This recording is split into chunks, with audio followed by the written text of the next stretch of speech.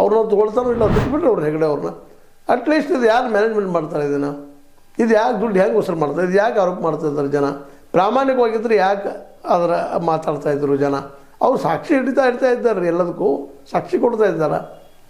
ಅದಕ್ಕಾಗಿ ಇವತ್ತು ಧರ್ಮಸ್ಥಳದ ಈ ಒಂದು ಸಾಲ ಕೊಡುವಂಥ ಏನು ವ್ಯವಸ್ಥೆ ಇದೆ ಇದು ಫ್ರಾಡ್ ಅದ ಅನ್ನೋದು ಭಾಳ ಜನರ ಆರೋಪ. ಇದಕ್ಕೆ ಸ್ವತಃ ಅಲ್ಲಿ ಹೋರಾಟಗಾರರು, ನಮ್ಮ ಸೋಮನಾಥ್ ನಾಯ್ಕರು, ಅವ್ರ ಜೊತೆಗಾರರು ಇದನ್ನು ದೊಡ್ಡ ಇಶ್ಯೂ ಮಾಡಿದ್ದಾರೆ. ಈಗಾಗಲೇ ಹೆಗ್ಗಡೆ ಅವರ ಕರ್ಮಕಾಂಡಗಳಲ್ಲಿ ಇದು ಒಂದು ಕರ್ಮಕಾಂಡ ಅಂತೇಳಿ ಅವ್ರದ್ದು ವಿರುದ್ಧ ಹೋರಾಟ ನಡೆಸಿದ್ದಾರೆ. ಕಾನೂನಾತ್ಮಕ ಹೋರಾಟ ನಡೀತಾ ಇದೆ. ಅದಕ್ಕೆ ಸ್ಟೇ ಸಿಗ್ತಾ ಹೋಗ್ತದೆ, ಇದು ಎನ್ಕ್ವೈರಿ ಆಗ್ತಾ ಇಲ್ಲ ಅನ್ನೋದು ಅವ್ರ ಕಳವಳ. ಈ ದಿಶೆಯಿಂದ ಮುಂದೆ ಹೋಗ್ತಾ ಇದೆ. ಆದರೆ ಇಲ್ಲಿ ಅನ್ಯಾಯ ಆಗಿದ್ದು ಸುಳ್ಳಲ್ಲ ಅನ್ನೋದು ಅನ್ಯಾಯಕ್ಕೊಳಗಾದವರ ಪ್ರತಿಯೊಬ್ಬರ ಅಭಿಪ್ರಾಯ.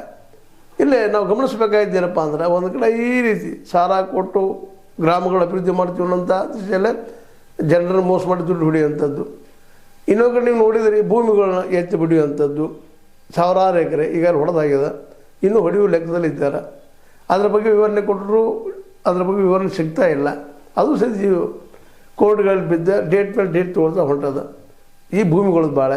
ಮುಂದಲ್ಲಿ ದಲಿತರು, ಹಿಂದುಳಿದವರು, ಬಿದ್ದವರು ಸಲುವಾಗಿ ಅದು ಒಂದು ಈ ರೀತಿ ಕಿರಿಕಿರಿ ಜನಕ್ಕೆ ಅವ್ರಿಗೆ ಆಡುವಂಥದ್ದು.